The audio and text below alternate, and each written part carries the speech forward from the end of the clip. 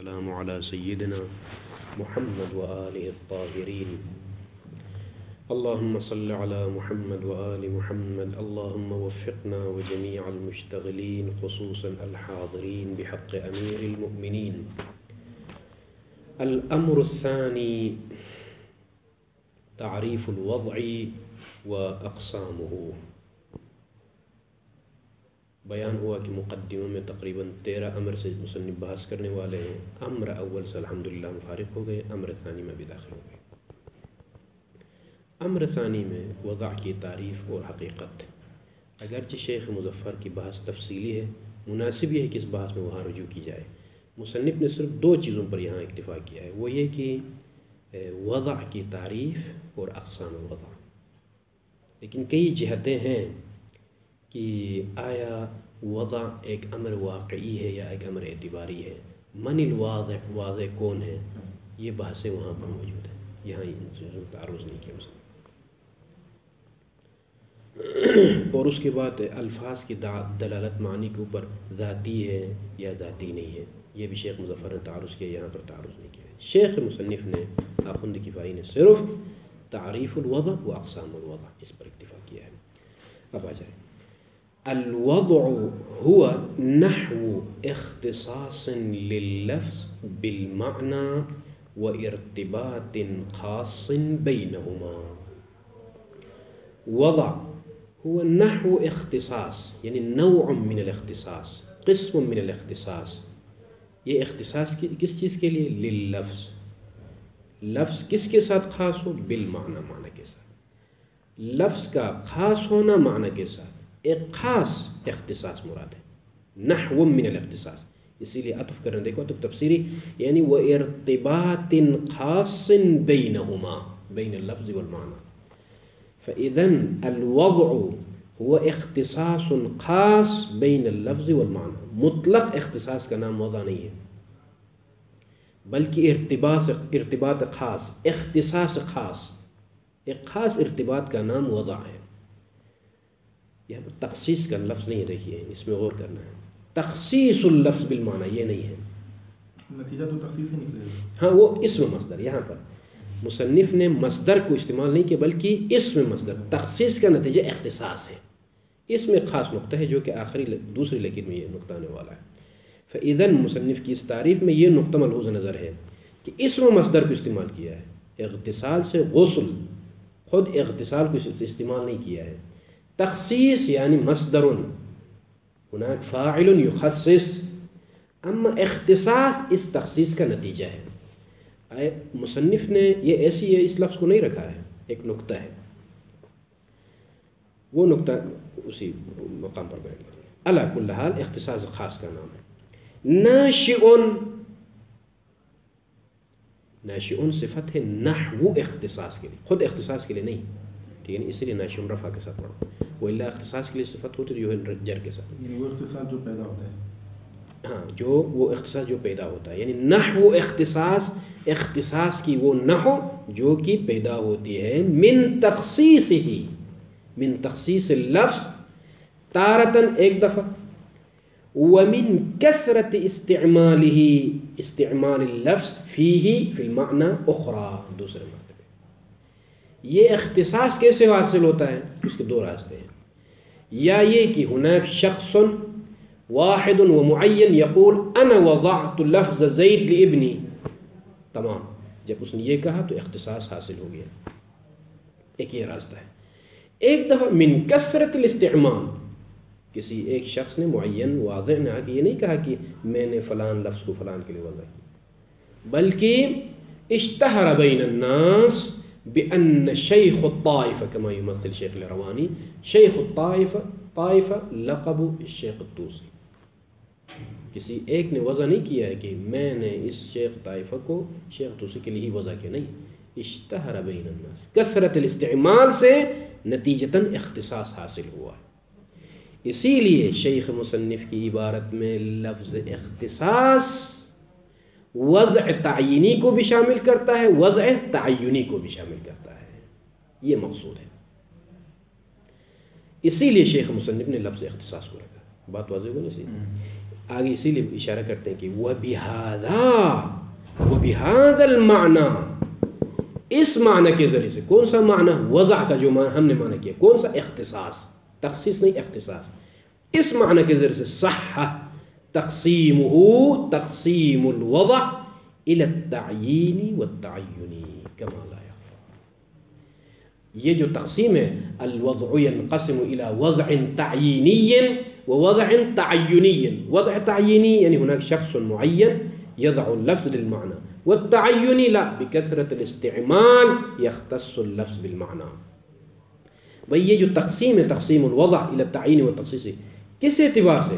اختصاص، لفظ کا خاص ہونا معنی کے ساتھ. یہ خاص ہونا یا تعیین کے ذریعے سے حاصل ہوتا ہے یا تعین کے ذریعے سے حاصل ہوتا ہے. اگر میں اپنی تعریف میں، شیخ مصنف یہ کہنا چاہتے ہیں، میں اپنی تعریف میں الوضع هو تخصیص، اختصاص کے بدلے میں تخصیص کہتا، تو وضع تعینی سے جو اختصاص حاصل ہوتا ہے وہ شامل نہیں ہوتا. تخصیص اگر کہتے تو فقط جو ہے تعینی کے ساتھ لفظ جو ہے خاص ہو کے رہ جاتا ہے. ہاں، تعینی شامل نہیں ہوتا. تمام، بس یہ ہے وضع. اب آ جائیں فوراً مصنف دوسرے مطلب میں داخل ہوتے ہیں. ثم ان الملحوظ حال الوضع اما يكون معنى عاما فيوضع اللفظ له تارة ولأفراده ومصادیقه أخرى، وإما أن يكون معنى خاصا لا يكاد يصح إلا وضع اللفظ له دون العام. یہ تین قسمیں شیخ مصنف نے اشارہ کیا. ٹھیک ہے کہ نہیں؟ فتكون الأقسام ثلاثة. وضع کی تین اقسام. پریشان نہ ہو جائے کہ جو ہے وضع کی تو چار قسمیں ہیں بھائی. شیخ مصنف کہتے ہیں کہ یہ جو تین اقسام ہیں یہ وہ اقسام ہیں جن کے وقوع کے بارے میں ہم قائل ہیں. چوتھی قسم جس کے وقوع کے بارے میں ہم قائل نہیں ہیں. جو احکام، جو اقسام ممکن بھی ہو، واقع بھی ہو، وہ یہ تین ہیں. تمام. اب آ جائے ثم ان الملحوظ حال الوضع. دیکھیں خود لفظ عام نہیں ہوتا ہے، یہ ذہن میں رکھیں. ٹھیک ہے؟ وضع عام، موضوع عام. خود اصل میں یہ عمومیت اور خصوصیت معنی ملحوظ کے اعتبار سے ہے. معنی یا عام ہوتا ہے یا خاص ہوتا ہے. خود لفظ میں یہ عمومیت نہیں ہوتی ہے. فإذن عمومیت اللفظ وخصوصیت اللفظ مقتصبان من عمومیت المعنى الملحوظ ومن خصوصیت المعنى الملحوظ. یہ نقطہ قابل ملحوظ ہے. لہذا مقام الوضع یعنی مقام التصور والثبوت اذا لاحظنا معنى عام، ایک معنی عام کا ہم نے تصور کیا. مثلا الحيوان الناطق معنى عام لاحظنا وتصورنا في مقام الثبوت، فوضعنا لفظ الانسان لهذا المعنى العام المتصور. اس قسم کو کہا جاتا ہے وضع عام موضوع له عام. یعنی مقام تصور میں جو معنی آپ نے تصور کیا تھا اسی معنی عام کے لیے ہی لفظ انسان کو وضع کیا. تو وضع بھی عام ہے، موضوع له بھی وہی عام ہی ہے. اس چیز کو فرق کرتے ہیں کہ الموضوع له کیا ہے؟ وہی معنی متصور ہی ہے. موضوع لفظ ہے، جس کو ہم وضع کرتے ہیں وہ لفظ ہے. جس کے لیے ہم وضع کرتے ہیں وہ معنی عام ہے جس کو ہم نے سوچا تھا، تصور. اسی لیے فرماتے ہیں کہ ثم ان الملحوظ حال الوضع اما ان يكون سے ملحوظ کی طرف معنى عاما، جیسا کہ مثال دیا تھا، فيوضع اللفظ، لفظ الانسان ہماری مثال، له لهذا المعنى العام تارة. یہ پہلی قسم، اس کا نام رکھا جائے گا وضع عام موضوع عام. ولأفراد معنى العام ومصادیقه الأخرى، ومصادیقه تمام. اخرى یہ تارتن کے مقابلے میں دوسرے مرتبے میں، یعنی اخرى دوسرے مرتبے. ایک دفعہ میں نے مقام وضع میں ملحوظ تو معنی عام کیا ہے، معنی عام کو سوچا، یعنی کیا مطلب عام؟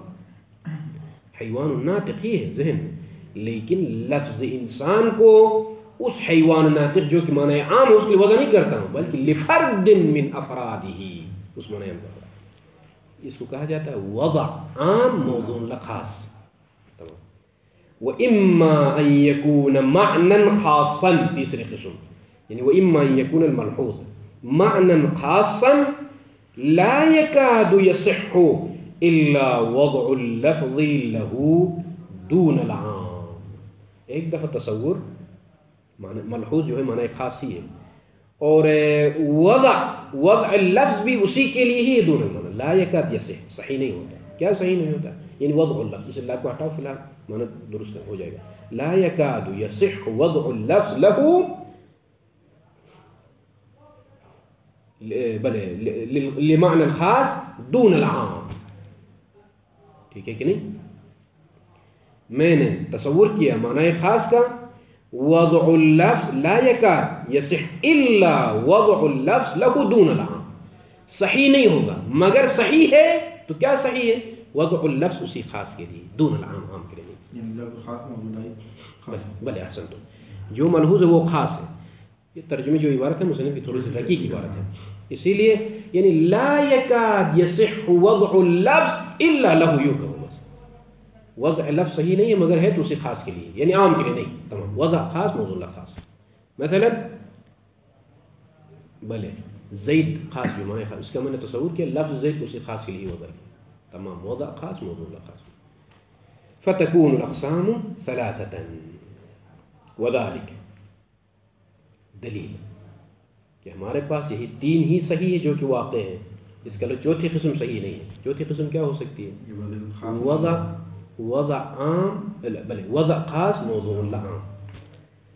وذلك لأن العام يصلح لأن يكون آلة للحاظ أفراده جو کہ دوسری قسم ہے. وضع عام موضوع اللہ خاص. اس میں کیا کہا ہم نے عام کو تصور کیا ہے تو یہ صحیح ہے عام کا آلہ ہونا للحاظ افرادی اپنے افراد کے لیے.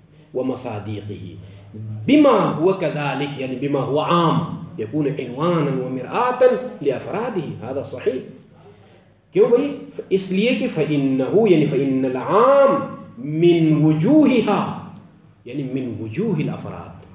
افراد کا چہرہ ہے عام اسی لیے اس کے ذریعے سے ہم سوچ سکتے ہیں افراد کو. اچھا ایک یہ مقدمہ گویا ومعرفت وجہ الشیء یعنی ومعرفت عنوان الشیء. وجہ الشیء یعنی یہاں پر عنوان الشیء. معرفته معرفت الشیء بوجہ یعنی باجمال. شیء کا عنوان جو اس کا عنوان کلی ہے اس کی معرفت گویا اسی شیء کی معرفت ہے اجمالاً. یعنی مثلا معنی عام جو کہ حیوان ناطق ہے اس کا تصور گویا حیوان ناطق کے افراد کا بھی تصور ہو سکتا ہے کیونکہ اس کے ضمن میں یہ معنی یعنی معرفت وجہ الشیء یعنی معرفت صورت الشیء عنوان الشیء معرفته معرفت نفس الشیء بوجہین یعنی باجمالاً. بخلاف الخاص وضع بلے وضع خاص موضوع اللہ عام اس کے خلاف یعنی بخلاف الخاص سے کیا مراد آ رہا؟ وضع خاص موضوع اللہ عام اس کے خلاف. کیوں؟ فإنه یعنی بما هو خاص فإن الخاص بما هو خاص لا يكون وجها للعام.